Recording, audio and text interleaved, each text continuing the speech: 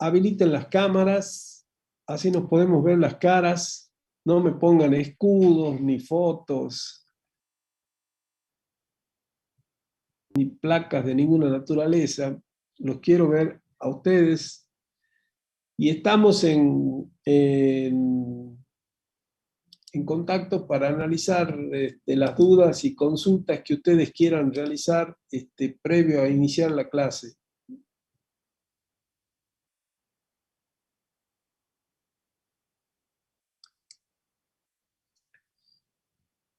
Hoy vamos a ver el sistema de contrataciones,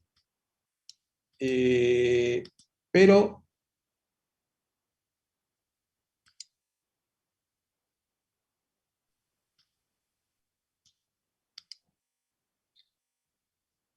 cualquier duda o consulta que necesiten hacer de las clases anteriores, Parece que no, contador, porque por el chat no hay ninguna duda.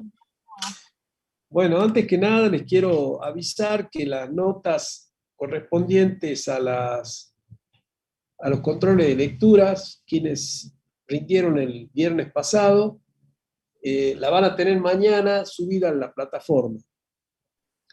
En general, bueno, están dentro de todo bien, con bastantes buenas notas, así que me alegro por ustedes. El viernes recuerden que a la misma hora y por el mismo canal. Hay una consulta si el segundo teórico podría ser a las 21 horas en vez de a las 20, porque parece que rinden parcial de auditoría. ¿Cuándo? ¿El viernes que viene? El viernes a las 7 se rinde auditoría, parece.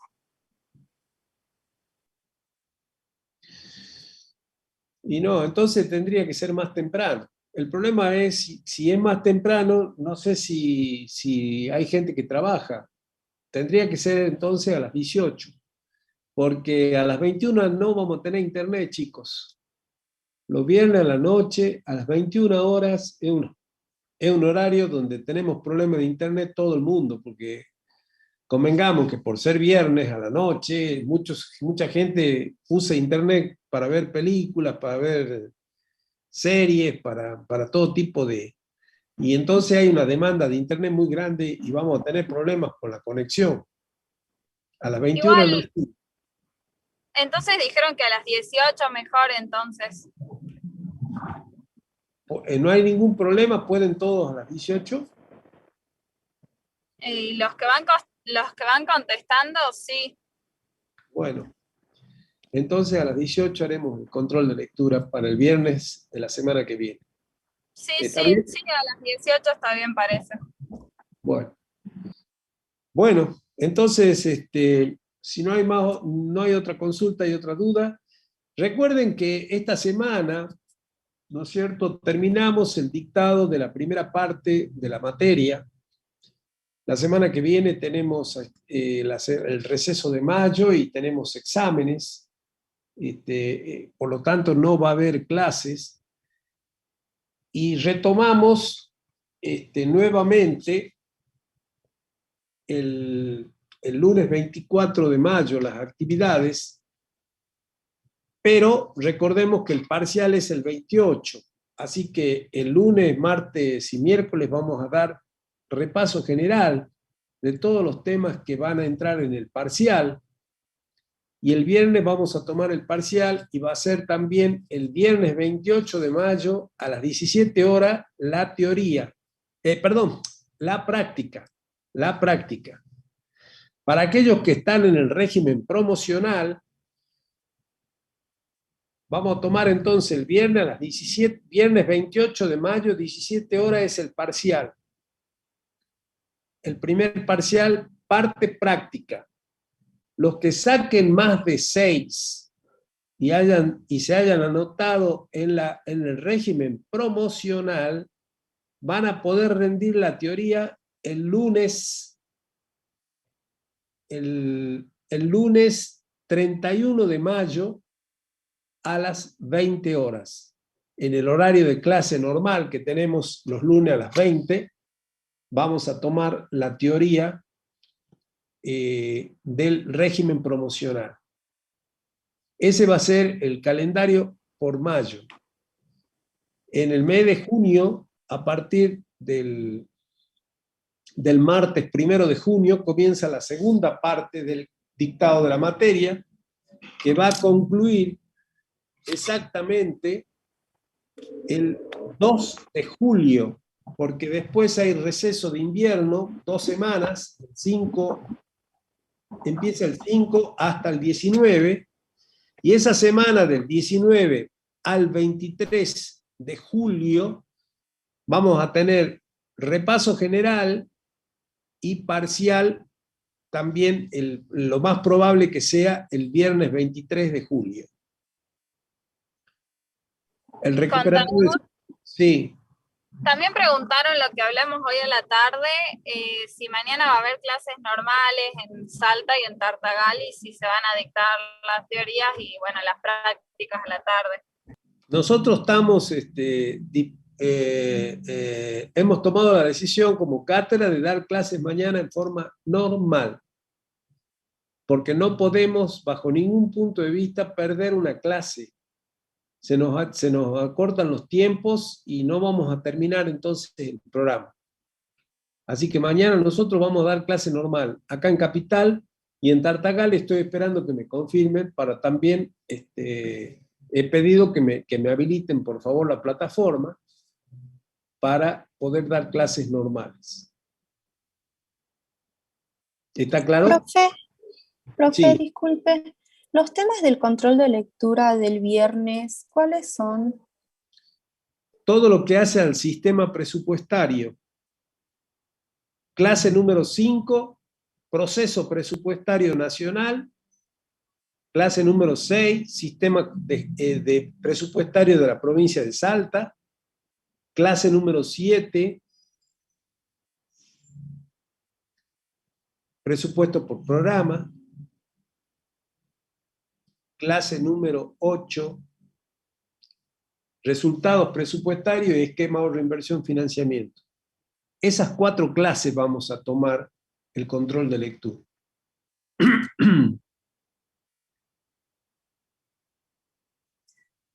Entonces quedamos para el viernes a las 18 horas, ¿verdad? Queda confirmado entonces, Sí. viernes 18 horas. Sí, queda confirmado porque por el chat nadie puso que no podía. Bueno. Así que bueno. Entonces ya pueden tomar nota también de la fecha y hora de los parciales, cómo va a ser. El primero, la parte práctica se toma el viernes. Los que tengan más de 6 van a poder rendir la teoría para el régimen promocional. Los que tengan menos de 6 quedan en el régimen regular. Lo mismo va a pasar con los que queden aplazados, obviamente, que tendrán que recuperar la parte práctica, pero quedan dentro del régimen de regularidad ya. Solamente los que saquen más de 6 en la parte práctica tendrán posibilidades de rendir la teoría para entrar en la promoción. Y en la promoción se entra con 6 también en la teoría. Así que bueno, estas son las pautas que se han fijado para el régimen promocional de este año. Contador, bueno, sí. ¿Cómo va a ser la modalidad de los parciales? Multiple choice, a desarrollar. No sé. Vamos a ver cómo lo hacemos. No está todavía del todo decidido. Tenemos una experiencia dada el año pasado, así que es muy posible que tomemos la misma o algo parecido, algún sistema similar, ¿sí? Tanto para la práctica como para la teoría. Pero bueno, vamos a ver qué es lo que podemos armar. De todas maneras, no va a ser otra cosa más que hacer que ustedes razonen y piensen, y si han estudiado no van a tener inconvenientes, chicos. El tema está en que en general los que quedan fuera son los que no estudian. Este es el problema, porque los parciales no son nada complicados ni complejos, simplemente los que estudian no tienen ningún inconveniente. De hecho, el año pasado todos los que han estudiado la promocionaron a la materia. Bueno, vamos a la clase. Sistema de contratación. Este es uno de los sistemas conexos, como bien decimos, ¿no es cierto? Y este sistema de contrataciones se llama conexo porque no está relacionado en forma directa con la administración financiera, pero sí lo está en forma indirecta. ¿Por qué? Porque a través del sistema de contrataciones se adquiere todos los bienes y servicios o se construyen las obras públicas necesarias precisamente para llevar adelante la producción de los bienes y servicios que el Estado le brinda a la comunidad, ¿sí? Para la producción pública. El Estado trabaja para el bien común y tiene, obviamente, funciones administrativas, produce bienes y servicios públicos y las compras y adquisiciones entran precisamente en esa tarea de la producción pública. Pero antes que nada, como introducción, digamos, la contabilidad pública, ya dijimos que tiene por objeto el estudio de la hacienda pública desde el punto de vista de la organización, gestión y control, y contrataciones se inscribe dentro de la gestión, como todos los sistemas de administración financiera, y se relaciona con la contabilidad pública por la simple y sencilla razón de que todas las contrataciones tienen efectos financieros y efectos patrimoniales. ¿Por qué tienen efectos financieros y efectos patrimoniales? Porque hay una salida de dinero, hay una ejecución presupuestaria de gasto cada vez que se hacen contrataciones para adquirir insumos a los efectos de proveerle a los organismos para su producción pública.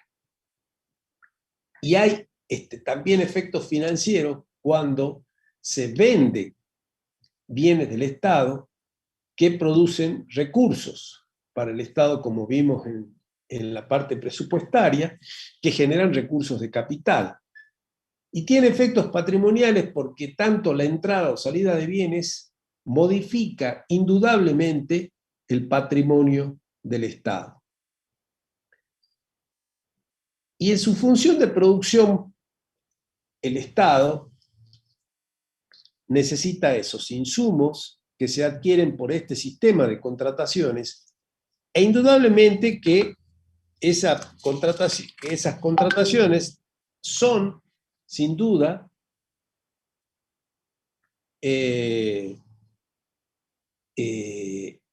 una política pública, ¿sí?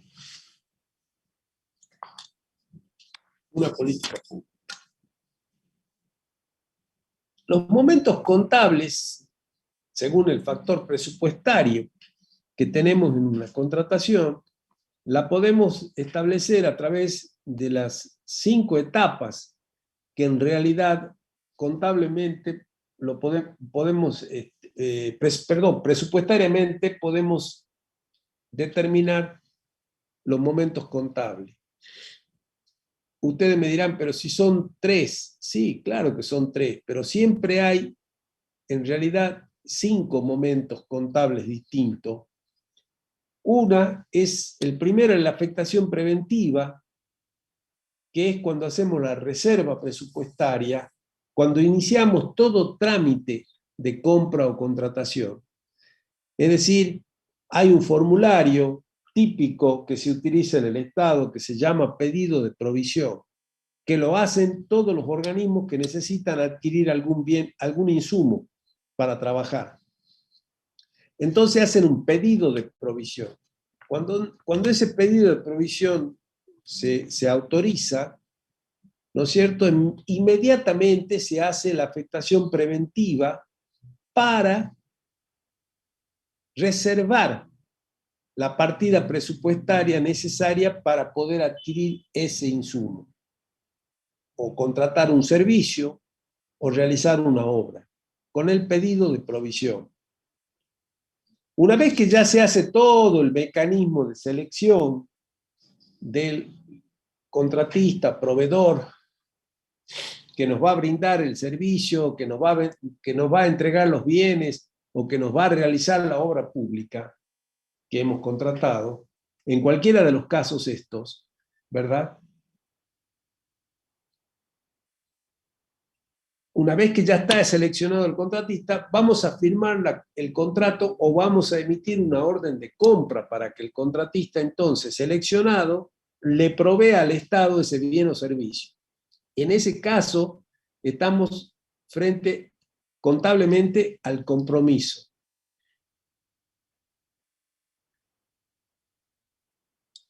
Una vez hecho ese compromiso, que en realidad es una relación contractual entre el Estado, el proveedor o el contratista, por el cual el proveedor o contratista se obliga a entregar un bien al Estado y el Estado a pagarle por ese bien.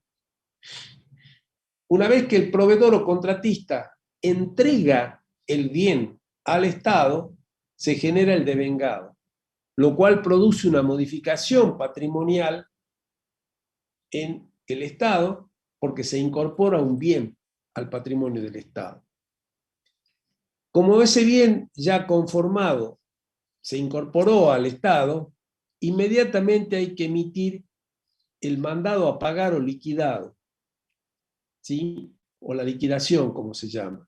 Es decir, se hace una orden de pago a favor del contratista porque ya cumplió su obligación el contratista de proveer el bien o servicio o construir la obra, ¿verdad? Y por último, el pago. Por supuesto que cuando hablábamos de las etapas que la ley contempla en el presupuesto, o en la ley sobre la ejecución del presupuesto, perdón, tenemos el compromiso, el devengado y el pagado en nación, el compromiso, el liquidado mandado a pagar y el pagado en provincia. ¿Por qué? Porque se entiende que el devengado y el liquidado mandado a pagar se dan prácticamente en forma simultánea, pero son dos hechos diferentes. El devengado se da cuando se recibe el bien o servicio de parte del proveedor por el Estado, y el liquidado mandado a pagar se da inmediatamente después, con esa factura conforme, la emisión de la orden de pago para que se le pague al proveedor por ese bien o servicio que se ha recibido. Como es una cuestión casi simultánea de muy pocos días, se entiende que es una sola etapa legalmente. En nación se le llama devengado y en provincia se le llama liquidado o mandado a pagar. Pero en realidad, como verán, son 4 momentos distintos. Son 2 momentos distintos. Y tomamos además la afectación preventiva o reserva presupuestaria porque también siempre es necesario hacer esa reserva con el pedido de provisión previa al compromiso, que ya lo hacemos con el dato del contratista, con los datos de la persona que se va a contratar, concretamente que va a contratar con el Estado, pero previamente a eso tenemos que hacer una reserva presupuestaria. Caso contrario nos vamos a dar con que vamos a querer firmar un contrato y no tenemos partida presupuestaria. Por eso es muy importante ese primer paso que no figura en la ley, que la ley no lo contempla y que se llama afectación preventiva. Pero a los efectos de la contratación, por el trámite que una contratación necesita, lo contemplamos como un momento más. Por eso es que terminamos entonces estableciendo 5 momentos contables según el factor presupuestario en el marco de una contratación. Cuando hacemos el pedido de provisión, entonces, cuando firmamos el contrato, cuando recibimos el bien o servicio, cuando emitimos la orden de pago y cuando pagamos. ¿Se entiende esto, por favor? Sí, profe. Desde el punto de vista patrimonial, o sea, por el factor patrimonial, los momentos contables son los siguientes. Se adquiere un derecho o una obligación, ¿verdad? Se pueden transformar ese derecho u obligación y por otro lado se cancelan esos derechos de obligación. La adquisición del derecho y obligación se llama generalmente el devengado. ¿sí? Por el factor patrimonial es el momento contable. El primero es la adquisición del derecho o la adquisición de una obligación. Un derecho a cobrar, una obligación a pagar. Eso se da en el momento del devengado. Si lo queremos traducir a lo que veíamos hace un rato en lo presupuestario. Eso se puede transformar también, ese derecho y obligación, y después la cancelación que se da con el pago. Y veamos entonces qué son los contratos administrativos, que es el motivo por el cual estudiamos el sistema de contrataciones, porque el sistema de contrataciones se plasma a través de un contrato administrativo, que es el contrato que firma el Estado con un particular, pero siempre es contrato administrativo en la medida en que esté el Estado como una de las partes que firma ese contrato. El contrato administrativo, cuando se lleva a cabo por el Estado en el ejercicio de las funciones públicas que le competen y con el propósito de satisfacer necesidades públicas. Y obviamente el objeto debe estar constituido por un fin público o propio de la administración. Entonces estamos en presencia allí de un contrato administrativo, que es de la forma en que se materializa entonces las contrataciones públicas. Y hecha entonces esta primera introducción, podemos ir ya al sistema, cómo funciona en Nación, y decimos que el sistema de contratación está constituido por un conjunto de principios, normas, organismos, recursos y procedimientos, de cuya operación se obtienen bienes, obras o servicios necesarios para la gestión. ¿Sí? Todos los principios, normas, organismos, recursos y procedimientos que posibilitan la adquisición de insumos, bienes, obras o servicios necesarios para la gestión, entra dentro de lo que es el sistema de contrataciones de la nación. Estamos viendo el régimen nacional, ¿no? El régimen provincial lo vamos a ver en la próxima clase. O mejor dicho, cuando iniciemos la segunda etapa del dictado de la materia, después del receso de mayo. La organización que tiene el sistema de contrataciones de la Nación tiene un órgano rector, que es la Oficina Nacional de Contrataciones, un órgano coordinador, que es la Jefatura de Gabinete, que al igual que Administración de Bienes, como sistemas conexos, lo coordina la Jefatura de Gabinete, y tiene unidades operativas en todas las jurisdicciones y entidades de la Administración Nacional, que son las que en definitiva llevan adelante el proceso concreto de la compra o adquisición de bienes y servicios por parte de cada uno de los organismos. ¿Sí? Acá las unidades operativas tienen un rol muy significativo, porque son las que verdaderamente realizan todo el trámite de la contratación. El régimen nacional está legislado por el decreto delegado 1023/01, que establece el régimen de contrataciones nacional, que a su vez está reglamentado por el decreto 1030/16, que modificó el anterior decreto reglamentario, que era del año 2010. Y hay una ley de obras públicas, la 13064, que es de la década del 40 del siglo pasado, viejísima, nunca actualizada, y que todavía sigue estando vigente, más allá de que el decreto delegado 1023/01 le hizo algunas modificaciones. Y ustedes se preguntarán, ¿y por qué no es una ley?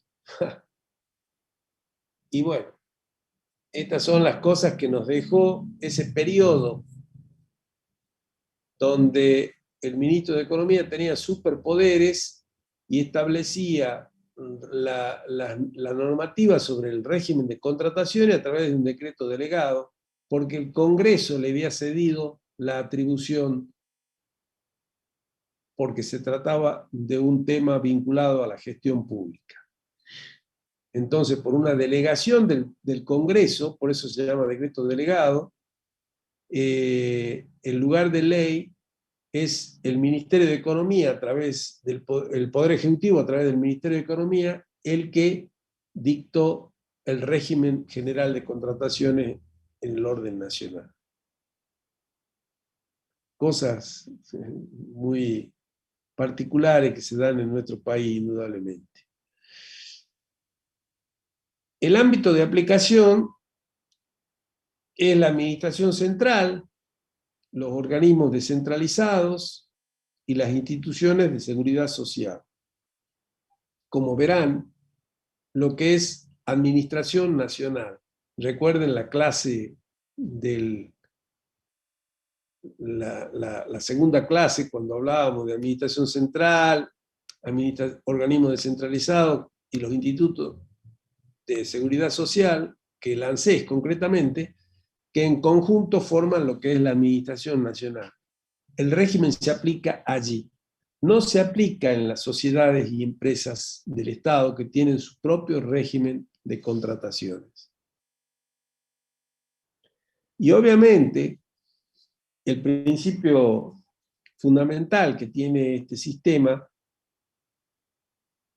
es el de la centralización normativa y descentralización operativa, como les mencionaba hace un rato.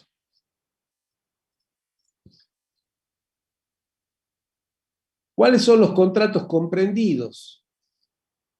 Los contratos que están comprendidos en la ley son los de compraventa, suministros, servicios, locaciones, consultorías, alquileres con opción a compra, permutas, concesiones de uso de los bienes del dominio público y privado del Estado Nacional y contratos no excluidos expresamente. Y por otra parte, está el de obras públicas, concesiones de obras públicas y concesiones de servicios públicos y licencia. En general, como verán, están prácticamente todas las contrataciones que realiza el Estado. ¿Cuáles son las más usables, la de mayor uso de todo este tipo de contratos? Fundamentalmente, la de suministro, que son las compras que se realizan por todo concepto, para adquirir todo tipo de insumos, la contratación de servicios, la de locaciones, que son las locaciones fundamentalmente de inmuebles que se alquila para establecer allí la sede de algún organismo, ¿verdad? Las consultorías y las de obras públicas, concesiones de obras públicas y concesiones de servicios públicos. Las de obras públicas son para realizar obras por contrato. Las concesiones son también obras públicas que se efectúan a través de un sistema mediante el cual el Estado no le paga la obra a la empresa contratista, sino que la empresa se cobra a través de un sistema de tarifa que le cobra al usuario de esa obra pública. ¿Sí? Lo mismo pasa con la concesión de servicios públicos, donde también es el usuario el que sostiene los gastos y beneficios que el empresario tiene respecto a la prestación de ese servicio. Ejemplo de concesión de obras públicas, el más claro ejemplo es sin duda la construcción de rutas a través del sistema de peaje, que en realidad no lo paga el Estado, sino lo pagan los usuarios del servicio, es decir, los que transitan con su automóvil o camión o vehículo en general por la ruta. Lo mismo con la concesión de servicios públicos. El más claro ejemplo en la provincia de Salta es Edesa, que está concesionado y que el servicio se sostiene con el pago de la tarifa que se abona por parte de todos los usuarios del servicio eléctrico que hay en la provincia. Lo mismo con el gas, a nivel nacional con Gasnor, otra concesión de servicios públicos nacional. ¿Hasta acá alguna consulta? No, contador, ninguna. Bueno, están excluidos los contratos de empleo público, porque esos se rigen por una ley especial, que es la Ley de Empleo Público precisamente, o sea, todas las contrataciones del personal, ya sea funcionario o agente del Estado, no entra dentro de la ley de contratación. Eso se rige por la Ley de Empleo Público. Tampoco se rige por la ley de contrataciones las compras por caja chica, aquellas compras menores que se efectúan y que se hacen mediante una contratación directa, sin entrar en el sistema de contrataciones.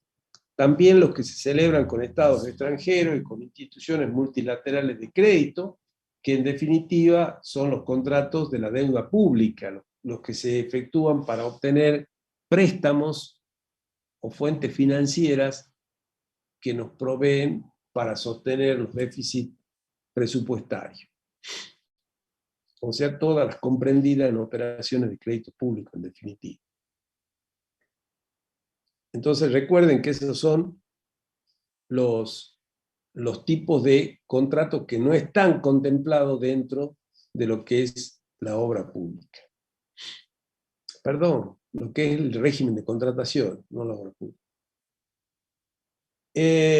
Los principios generales que tiene el sistema de contratación son 6 en la nación. Ya vamos a ver que en las provincias son un poco más. Esos principios generales están vinculados a la razonabilidad del proyecto, a la promoción de la concurrencia, es decir, intentando que se promocione la mayor participación, porque eso supone la posibilidad de conseguir mejores precios, la transparencia en los procedimientos, la publicidad y difusión de las actuaciones, la responsabilidad de los agentes y funcionarios y la igualdad de tratamiento para interesados y para oferentes. Veamos cada uno de esos principios, porque los principios generales del régimen de contrataciones, tanto en nación como en provincia, son de alguna manera muy significativos, porque están posibilitando fundamentalmente que resuelvan los problemas que no contemplan o que hay vacío normativo, se aplican los principios. Y también se aplican los principios fundamentalmente en los fallos o sentencias judiciales, donde los jueces se guían precisamente por esos principios para establecer determinados fallos o sentencias sobre algún caso de litigio por contrataciones que lleve adelante el Estado. El primero de los principios, la razonabilidad del proyecto, implica que haya una eficiencia en la contratación. Es decir, que cumpla con el interés público comprometido y que además esa contratación dé el resultado esperado, es decir, no se produzca un gasto como toda contratación genera, ¿no es cierto?, sin dar ese beneficio, sin dar la utilidad necesaria que se está buscando precisamente desde el Estado cuando se va a contratar un bien o un servicio. Es decir, además debe cumplir un objetivo, una finalidad concreta, y estar, obviamente, esa finalidad y objetivo concreto vinculado a la función que ese organismo tiene y proclive a la posibilidad también de satisfacer las necesidades públicas, que es el bien final que el Estado tiene. Por lo tanto, a eso se refiere la razonabilidad del proyecto. El segundo principio tiene que ver con la concurrencia, y acá es donde siempre se impulsa y se auspicia la posibilidad de que haya una buena concurrencia de oferentes.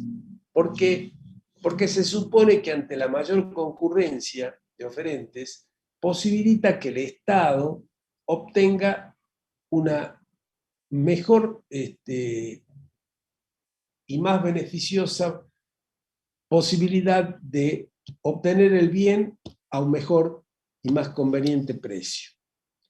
Entonces, para que haya una buena concurrencia debe haber un adecuado agrupamiento de los renglones de lo que se va a comprar, deben estar razonablemente fraccionados, se debe cotizar por parte del producto, los pliegos no deben estar dirigidos y además no debe incluir exigencias especiales a los oferentes justamente para posibilitar que se presenten y que de esa manera pueda haber una mayor compulsa de precios, ¿sí? A mayor oferta, mejor precio seguramente se puede conseguir. El tercer principio tiene que ver con la transparencia, algo que se supone que el Estado debe buscar en todo momento, y muchas veces, como ustedes saben, no se lo consigue, lamentablemente. Eso implica tener información adecuada y accesible, debe haber un debate público, todo lo que sea público, todo lo que sea publicitado, genera transparencia, sin duda. Todo lo que se hace oscuro, opaco, obviamente es todo lo contrario, no genera la necesaria transparencia.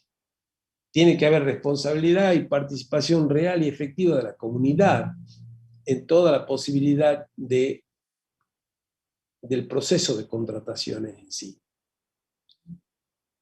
La publicidad está muy ligada a la transparencia, justamente en la medida en que haya buena publicación, difusión del pliego, se lo anuncie, se hagan las invitaciones, no solamente por los medios, sino también a las cámaras empresarias del bien que se está por adquirir, precisamente relacionado al bien que se está por adquirir, que haya una buena comunicación, que se notifique por los medios electrónicos en la página web de la provincia o de la nación, a quien corresponda, en este caso, bueno, de la nación, y haya acceso a las actuaciones por quienes quieren participar, eso va a generar una buena publicidad. Y eso va a relacionarse en forma directa con el principio anterior de la transparencia. Están íntimamente ligados los dos principios estos de la transparencia y la publicidad. Luego tenemos también el principio de responsabilidad. Debe haber responsabilidad no solamente en los funcionarios públicos que autoricen, aprueben o gestionen las contrataciones, sobre todo porque tenga que ver con bienes o servicios necesarios verdaderamente para el funcionamiento del organismo que está realizando esa contratación, sino también debe haber funcionarios responsables por los daños que puedan llegar a ocasionar. Y en ese sentido aplicarse la responsabilidad del caso, que puede ser civil, penal, administrativa, donde en todas ellas, ¿no es cierto?, hay sanciones por los incumplimientos que el funcionario realiza a partir de esa falta de responsabilidad precisamente. También por la elección del procedimiento y por la reserva y depósito de las ofertas en las compras simplificadas. Y por último, el principio de la igualdad. Este es un principio que tiene raigambre constitucional. Se supone que todos somos iguales ante la ley. Y por lo tanto, la igualdad se materializa en el sistema de contrataciones, evitando que los pliegos se alteren. O sea, la inalterabilidad de los pliegos genera, sin duda, la posibilidad de que haya igualdad. Que se deben notificar las aclaraciones y modificaciones que se realicen en el pliego a todos los oferentes, que no haya hijos y entenados, valga la expresión para este caso,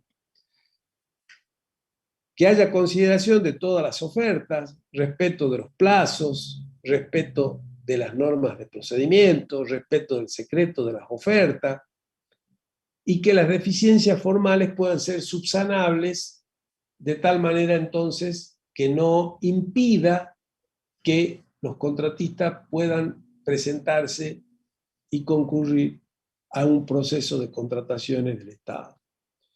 Esto, en definitiva, como verán, estos principios son muy significativos. La mayoría, como les decía recién, tienen raigambre constitucional, es decir, que están legislados en la Constitución, ¿sí?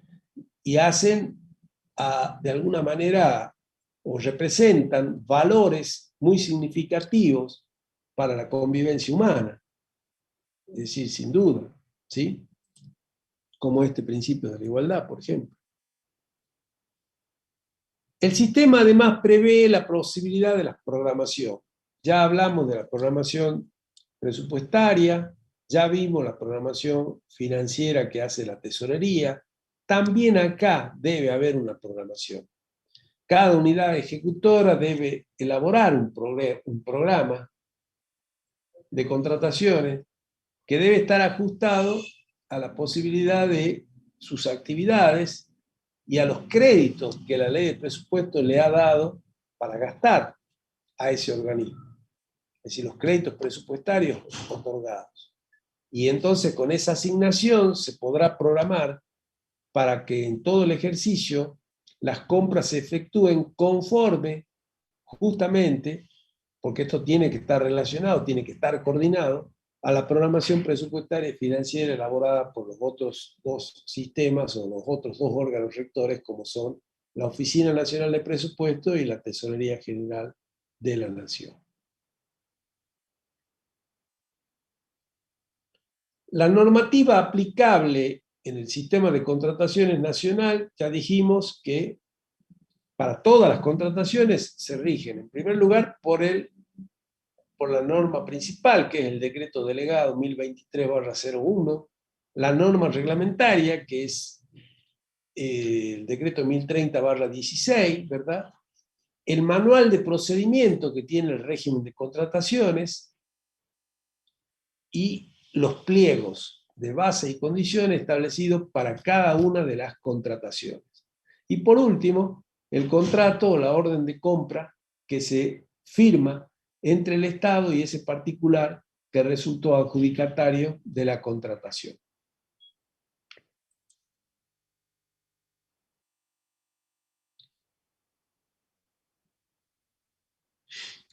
Las formalidades que deben cumplir las actuaciones, es decir, los expedientes que se conformen para llevar adelante un proceso de contratación, debe haber en él, en esas actuaciones, en ese expediente, en definitiva, en primer lugar, un dictado de un acto administrativo, ¿no es cierto?, que autorice la compra o adquisición de un bien o servicio por parte del organismo. Ese acto administrativo lo puede dictar el director del organismo si está facultado para realizar ese tipo de compra o contratación, y si no, tendrá que ya ser el ministro del área respectivo, si es por una contratación mayor, donde se requerirá, ¿no es cierto?, la firma de un decreto, de una resolución ministerial, y no una resolución del organismo, digamos. Luego se hace una convocatoria y se elige cuál va a ser el procedimiento de selección. Ya vamos a ver que la Nación posee 5 procedimientos concretos de selección. Entonces, bueno, habrá que definir de acuerdo al monto establecido, de acuerdo a la envergadura de la contratación, si va a ser licitación pública, si va a ser licitación privada, si va a ser concurso público, si va a ser concurso privado, o si eventualmente se podrá realizar una contratación directa si está dentro de las excepciones que establece la ley precisamente, o la norma legal, para realizar una contratación directa. Y también, obviamente, el remate o subasta, que termina siendo también una que estaba utilizada exclusivamente para las ventas de bienes del Estado, y que hoy, ya vamos a ver, con las compras electrónicas, ha pasado a ser un poco la vedette del régimen de contrataciones actual. Una vez aprobado elegido el procedimiento de selección, se aprueban los pliegos, que lo deben confeccionar técnicos especializados en el tema, de cuáles van a ser los pliegos de base y condiciones particulares, que digamos ahí se establecen qué tipo de bien se necesita, qué tipo de calidad de bien se necesita, cuál va a ser el plazo de entrega que se requiere, cómo se va a abonar, cuál va a ser el precio que el Estado pone como precio oficial, un poco para ser referente a los fines de que el contratista tenga presente ese precio oficial para hacer su oferta. Tendrá que establecer todas las condiciones vinculadas a la contratación. El pliego es precisamente eso. Se aprueba entonces el procedimiento de selección y adjudicación, una vez que ya ha sido realizado. La preselección de oferente, la licitación con etapa múltiple, si es una licitación de mucha envergadura que requiera de realizarla en 2 pasos, en una donde se presenten todas las características o condiciones del oferente, y en una segunda recién el precio, una vez que la primera haya sido seleccionada. La declaración de que el llamado hubiese resultado desierto o fracasado, si en caso de que así lo hubiera sido, ¿no es cierto? Y la aplicación de penalidades y sanciones a los oferentes o contratantes. También deberá figurar en el expediente o en las actuaciones que están vinculadas a una contratación. ¿Hasta acá alguna consulta? Los procedimientos de selección. No, contador. Bueno. Por el momento no hay consultas. Muy bien. Los procedimientos de selección que hay en Nación son la licitación o concurso público, la subasta pública, la licitación o concursos privados y la contratación directa. En este sentido debemos explicar lo siguiente. La licitación o concursos públicos implica, según el valor de la contratación que se vayan a llevar adelante, si es de mucha importancia se hará una licitación y si no se hará un concurso público, y se llama público porque hay una convocatoria que se realiza, ¿verdad?, de parte del organismo respectivo y se publicita por los medios, por el boletín oficial, por la página web del organismo o de la nación, y se establece allí todas las condiciones, ¿no es cierto?, que requieren, se requiere para llevar adelante el proceso de la contratación. O sea, fundamentalmente la licitación o concursos públicos tienen una fuerte publicidad generalizada para todos quienes quieran presentarse. En cambio, la licitación o concursos privados está más vinculada, se hace mediante invitaciones a todos los oferentes que están inscritos en el registro de proveedores o contratistas del Estado. Está de alguna manera restringido a quienes están inscritos como proveedores de ese bien o servicio en el registro de proveedores.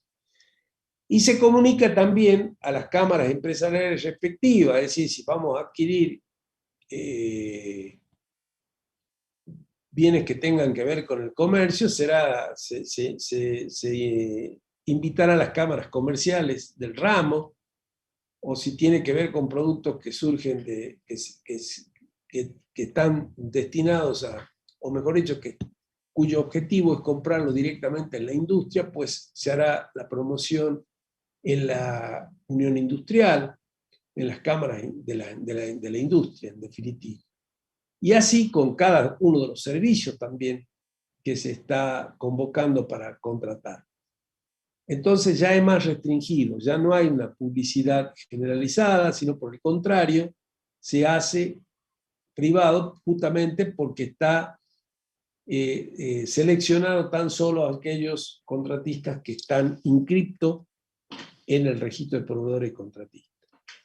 La contratación directa se da fundamentalmente por excepciones, cuando ese bien o servicio se contrata con, o tiene algunas particularidades, o puede entrar dentro de un régimen de urgencia o emergencia que posibilite realizar una contratación directa y evitar los pasos burocráticos que implica llevar adelante una licitación o concurso público, pero restringido por menor monto o por fundamentalmente razones de urgencia o emergencia.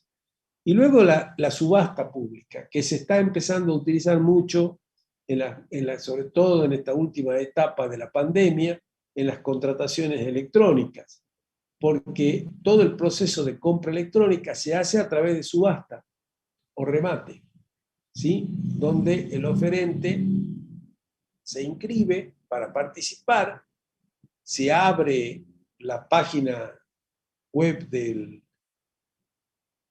organismo en cuestión o de la oficina de contrataciones, que en definitiva son las que llevan adelante el proceso de compras electrónicas. Bien. Y se habilita un horario determinado para que los oferentes puedan realizar... Se le prendió Carolina Gainza Gareca el micrófono. Sí. Bueno, ya lo apago. Sí, ya está. Y de esa manera entonces se hace una subasta por un periodo horario determinado, donde los oferentes presentan, van ofreciendo menor precio, como en cualquier remate, en este caso no mayor precio para comprar, sino menor precio para venderle al Estado, y el Estado pueda seleccionar la menor oferta posible. Las clases de licitaciones o concursos públicos pueden ser nacionales o internacionales, sí. ¿Sí? ¿Quién pregunta? Un ejemplo, por ejemplo, de subasta pública puede ser, por ejemplo, de lo que el Estado contrata, por ejemplo, cuando hay lesiones, ¿puede ser electrónica o no? No, son para compras en general. Es decir, vamos a comprar papel y en lugar de hacerlo al trámite por concurso público o licitación, lo vamos a hacer por compra electrónica, por remate o subasta. ¿Sí? Entonces, se abre la inscripción para los proveedores que se van a presentar, se inscriben los proveedores, se ven sus antecedentes, se ve se hace un análisis de quiénes pueden participar y quiénes no, a quienes no se les acepta la participación porque no tienen, digamos, o experiencia o antigüedad en el tema, o no son empresas muy solventes o desconocidas que no tienen inscripción en el registro. Es decir, se hace un análisis previo. Y quienes están autorizados a participar, entonces se les da un horario, supongamos las 18 horas hasta las 19, y pueden presentar una oferta. Entonces se parte del precio base, supongamos que sea 1.000 pesos, y entonces los oferentes van haciendo su propuesta tratando de bajar ese precio. Entonces una oferta a 980, entonces le dan la posibilidad a los otros 960, 940, hasta las 7 de la tarde, y ahí se cierra. La menor oferta hasta ese momento queda seleccionada como la oferta ganadora. Así son las compras electrónicas, que se han generalizado mucho en el tiempo de pandemia, porque todo se ha desarrollado de esa forma, y prácticamente, entonces, el remate y la subasta pública le han ganado mucho terreno a la licitación, al concurso público o a la contratación directa. Contador. Sí. Y en el caso de la contratación directa, que es para una emergencia, ¿se selecciona a cualquiera de los contratistas que esté inscripto? Se puede seleccionar, sí, pero en general se debe hacer por lo menos 3 invitaciones. O sea, debe haber 3 propuestas. Y ahí entonces se resuelve por la más conveniente y se hace una contratación directa. Pero debe haber por lo menos, al menos 3 ofertas, 3 invitaciones, perdón, comprobadas que se han efectuado y se han realizado, lo que va a traer como consecuencia en general 3 ofertas, salvo que alguna no se quiera presentar. Las clases de licitaciones, como decíamos, son nacionales o internacionales porque hay contrataciones de mucha envergadura donde se abre la licitación internacional, se difunde por las páginas web de la Nación y por los diarios de mayor circulación y se invita a contratistas internacionales a través del Ministerio de Relaciones Exteriores y Culto. También pueden ser de etapa única o múltiple, como dije, la etapa única es cuando presentan toda la documentación de la empresa y las especificaciones técnicas vinculadas al producto que se está comprando o al insumo que se está comprando en una sola oferta. Pero cuando es múltiple, se hace toda la presentación de los antecedentes y la calidad del bien o servicio que se va a contratar, y el precio se presenta en un segundo sobre con posterioridad al primero, ¿sí? Se hace una selección de quienes van a poder presentar el segundo sobre, es más o menos como sucede con la promoción, ¿no? Quienes puedan participar en la teoría, únicamente los que obtengan más de 6 en la práctica. En este caso, bueno, los que tengan reuniendo todos los requisitos que exige el pliego, podrán participar en la segunda, donde va el sobre con el precio correspondiente. Esos son los de etapa múltiple o etapa o doble sobre, que también le llaman. La contratación directa se puede hacer únicamente por urgencia o emergencia, si esa urgencia o emergencia es concreta, inmediata, impostergable, imprevista, probada y objetiva.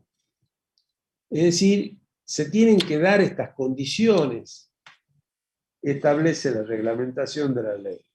Lo que ocurre es que en muchos casos se utiliza este mecanismo de contratación directa de una manera subrepticia, digamos, porque en realidad no justifica realizar una contratación directa.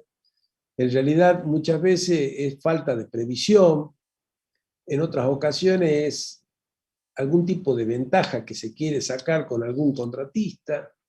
Es decir, es uno de los puntos más álgidos y más cuestionables de las contrataciones públicas, sin duda, la realización de contrataciones directas por parte de los funcionarios del Estado, que además tienen que ver con grandes compras o grandes obras, ¿no? Porque cuando son de pequeñas no hay problema, eso están contempladas en la ley. Pero es cuando se quiere contratar una obra importante o se quiere contratar una compra importante de un bien o servicio, aduciendo que hay urgencia o emergencia, cuando en realidad no lo hay. Simplemente hay una falta de previsión. Supongamos un ejemplo de lo que estoy hablando. Supongamos que el Ministerio de Salud quiere salir a comprar, no la vacuna COVID, porque ustedes saben que la vacuna COVID se maneja únicamente a través de un sistema estatal entre naciones, y es imposible entrar en el mercado, porque no hay posibilidades, no hay oferta, ¿no es cierto?, para un mercado privado, digamos, de compra de vacunas. Pero supongamos que para que el Ministerio de Salud tenga que comprar vacunas para la gripe común, ¿sí? Normalmente ustedes saben que la vacunación para la gripe se lleva adelante los meses de marzo y abril. Entonces, si todos los años nosotros sabemos que marzo, abril vamos a vacunar contra la gripe, marzo, abril y parte de mayo, entonces tenemos que hacer la previsión de tal forma que nosotros para esa fecha ya la tengamos a la provisión realizada por parte del laboratorio que haya resultado adjudicado, ¿verdad? para el oferente que haya resultado adjudicado. Por lo tanto, tenemos que iniciar el trámite de la compra por lo menos en el mes de septiembre y octubre del año anterior. Es lo normal y es lo que generalmente debe pasar. Entonces hacemos una buena licitación pública, se presentan todos los laboratorios, se obtiene el mejor precio, la oferta más conveniente y se selecciona, supongamos en el mes de diciembre o enero, para que en el mes de febrero ya se haga la provisión, se pueda estoquear, se pueda distribuir en el mes de febrero y en el mes de marzo se comienza la vacunación. Esto es lo normal, ¿no es cierto? Pero ahora, ¿qué pasa si el ministro me sale en el mes de febrero que por razones de urgencia y emergencia necesita comprar la vacuna? ¿Qué se le puede contestar? Que no ha hecho la previsión del caso, porque eso tendría que haber empezado el trámite en septiembre. Eso no es una urgencia o emergencia. En realidad es una falta de previsión, donde ahí hay responsabilidad concreta de un funcionario público, ¿verdad? Quizás, dada la situación, se tenga que realizar una contratación directa, pero de esto debe tener al menos una sanción a la autoridad del área por la falta de responsabilidad en la gestión de un elemento tan sensible como es la vacunación generalizada que se hace contra la gripe todos los años durante los meses que hablamos, ¿verdad? ¿Se entiende? No hay que confundir entonces urgencia o emergencia con falta de previsión. Y si hay falta de previsión, deben caer responsabilidades sobre el funcionario actuante. Disculpe, profesor, tengo una duda. ¿Y si, por ejemplo, en el caso de la pandemia, que venían con anteriores funcionarios y no hicieron la previsión, por ejemplo, de los insumos a los hospitales, el nuevo funcionario no tendría que hacer una contratación directa, como nos pasó el año pasado a nosotros? No, bueno, lo que pasa es que la pandemia surgió de imprevisto, fue un caso total y absolutamente justificable de emergencia. Ahí sí se justifica, porque nadie tenía los cálculos que iba a venir una cosa. Entonces, muchas de las contrataciones que se llevaron adelante para la ampliación de los hospitales, de las salitas públicas, para la compra de insumos que eran necesarios, se tuvieron que hacer por contratación directa. Ahí sí se justificaba, porque no había manera de prevenir un estado de emergencia como el que vivimos el año pasado, ¿no? No, sí, ahí sí tiene justificación, digamos. Pero yo por eso le di el ejemplo de una gripe común, que ya sabemos que todos los años se vacuna los meses de marzo, abril, mayo. ¿Mm? El criterio de selección de las distintas ofertas para elegir la que va a resultar adjudicada debe tratarse de seleccionar en cuanto a la oferta más conveniente. La oferta más conveniente es la que reúne 4 elementos, no es tan solo el precio. El precio está vinculado a la calidad del producto, ¿no es cierto? Porque podemos tener un precio mucho menor, pero con una calidad de producto que no sea lo que se requiere efectivamente, ¿no es cierto? Si vamos a comprar un insumo que sea de muy mala calidad y que al final de cuentas no nos va a durar, no tiene sentido. Entonces, tenemos que relacionar el precio con la calidad del producto, con la idoneidad del oferente. Eso es muy importante para saber que no nos va a generar problemas en la prestación del bien o del servicio. Y demás condiciones de la oferta, porque muchas veces también la oferta se hace desde Buenos Aires y se pone se entrega en Buenos Aires. Entonces, con los costos que sale traerlo de Buenos Aires a Salta, Capaz que en una de esas no es la oferta más conveniente, sino la que te deja el producto en Salta, que en definitiva no contempla, o contempla, mejor dicho, la entrega en el lugar indicado por los pliegos, ¿no es cierto? Entonces hay que tener en cuenta también las condiciones que se hace la oferta. Estos 4 elementos son los que van a determinar cuál es la oferta más conveniente, y ese debe ser el criterio de selección del contratista adjudicado. Contador, hay una pregunta. Sí. ¿Cuántas ofertas como mínimo se deben tener? ¿Cómo cuántas ofertas como mínimo? No, lo que se debe tener como mínimo es una determinada cantidad de invitaciones a participar. Lo mejor que se puede lograr es que se garantice la presencia de 10 ofertas, pero muchas veces no se las tiene. Uno puede invitar públicamente por todos los medios, pero resulta que se presentan 2 o 3, y esos son los que van a participar en la compulsa, nadie más. O sea, no se requiere un mínimo de ofertas para llevar adelante un proceso de la contratación. Eso la ley no lo establece. Era la única pregunta que había. Bueno. El contrato sí. En este caso, cuando dice precio, calidad, y también tiene que ver el tiempo también, porque... ¿Qué tiempo me decís? Pues, ¿de entrega? El precio, la calidad. También El precio, la entrega, el tiempo de entrega, está en las demás condiciones de oferta. Ahí está el tiempo de la entrega, el lugar de la entrega, las condiciones que se dan en la entrega, que deben estar conformados de acuerdo a lo que establece el pliego de condición. Porque ahí se fija, ¿no es cierto?, el lugar de entrega, el plazo de entrega y demás condiciones. ¿Sí? ¿Está claro? Bien. Bueno, el contrato se perfecciona mediante la notificación de la orden de compra en los contratos de suministro, o al momento de suscribirse el instrumento respectivo, o sea, el contrato, en los otros tipos de contrataciones, como son la obra pública, la concesión de obras públicas, la concesión de servicios, el contrato de consultoría, el contrato de alquiler. Eso se hace a través de contratos. Pero en las compras por suministros, o suministros como se llama, esas se hacen a través de una orden de compra.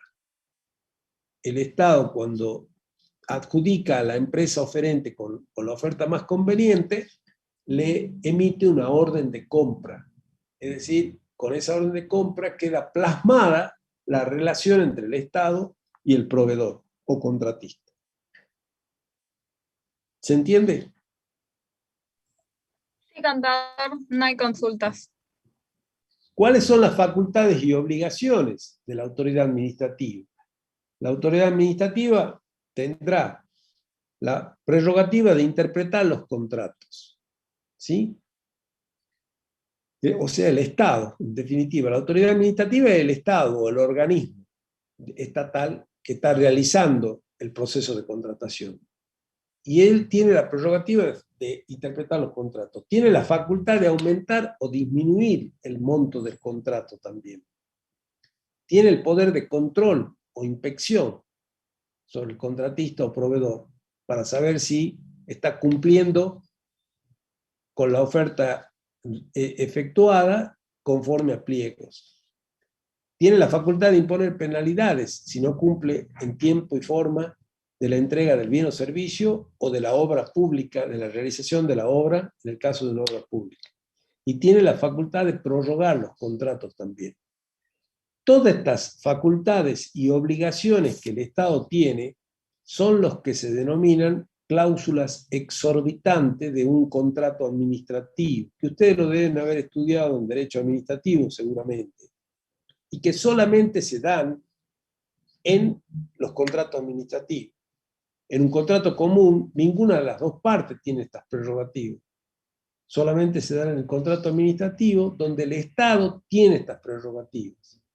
La posibilidad, insisto, de interpretar los contratos, de aumentar o disminuir el monto del contrato, de controlar o inspeccionar que las cosas se hagan conforme a pliego, de imponer penalidades y de prorrogar los contratos. ¿Sí? Esos son los que se denominan cláusulas exorbitantes del contrato administrativo, donde el Estado tiene supremacía con respecto al oferente, con respecto al co-contratante, mejor dicho. ¿Se entiende?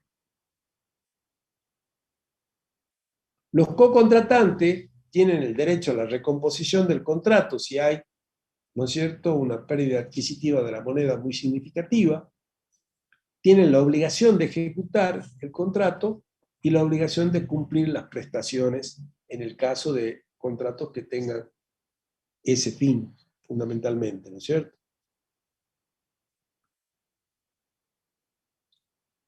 Y por último, las contrataciones públicas electrónicas, que ya dijimos que son la vedette de las contrataciones en estos tiempos, justamente con la pandemia, donde todo estuvo cerrado y donde todo se llevó a cabo virtualmente, pues se impulsó decididamente en Nación y se ha comenzado también a realizar en provincia este tipo de contrataciones. Se lleva adelante todo el proceso vía Internet. Toda la presentación de las ofertas se hace vía Internet y, como les dije, la compulsa concreta a través de un proceso de subasta se hace también por Internet. Todo eso queda grabado, ¿sí?, como prueba, y además se hace mediante, utilizando el procedimiento de la firma electrónica para el compromiso por parte de los contratistas de lo que hayan, de lo que sea necesario, ¿no es cierto?, tener firmado como aval de que está de acuerdo con el proceso de contratación, con la oferta seleccionada y con el contrato inclusive. Se realizan entonces en formato digital, están obligadas a aceptar el envío de oferta bajo este régimen todas las entidades, y los documentos digitales tienen el mismo valor legal que los otros documentos. Cuando veamos el régimen provincial, más adelante, van a ver que acá en Salta inclusive se ha legislado con mucho más detenimiento el tema digital para poderlo instrumentar. De todas maneras, en la Nación ya hay todo un reglamento sobre el tema que obligatoriamente también se debe cumplir. Y le dejo la bibliografía. Nosotros con la contadora Barbieri hemos preparado un apunte a partir de la sanción de la nueva ley provincial, que incluye el régimen nacional y el régimen provincial, que es bastante completo de todo el sistema de contrataciones, y que lo pueden conseguir en la página, en la plataforma MUD. Así que eso es lo más recomendable porque es lo más completo que hay. Luego lo pueden estudiar también al tema en la Chabayán, en las eras, y ver las leyes, tanto de la provincia como de la nación, que ahí están los números de las leyes, que están subidas también en la plataforma MUD. ¿Alguna consulta? ¿Alguna duda?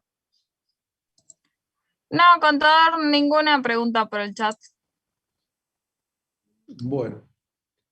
Entonces, quedamos para el miércoles, que van a ver sistema de crédito público para quienes asisten a las clases nocturnas, que lo va a dar el contador Costa, y van a tener clases prácticas mañana con la profesora Segura a las 4, con la profesora Barbieri a las 6 y con el profesor Gali a las 8 de la noche, o sea, toda la tarde. Tienen 3 comisiones, y el miércoles, jueves y viernes, el miércoles y viernes que van a tener la comisión de la profesora García, el jueves completarán, y luego entramos en el receso de la semana que viene, que es la semana de mayo, donde hay turnos de exámenes y donde hay una semana de receso ya planificada en el cronograma académico de la facultad desde el inicio de este año. Bueno, ninguna duda entonces, ninguna consulta para hacer. Sí, buenas noches, profesor.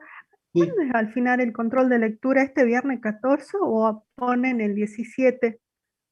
Este viernes 14 a las 18 horas, dijimos.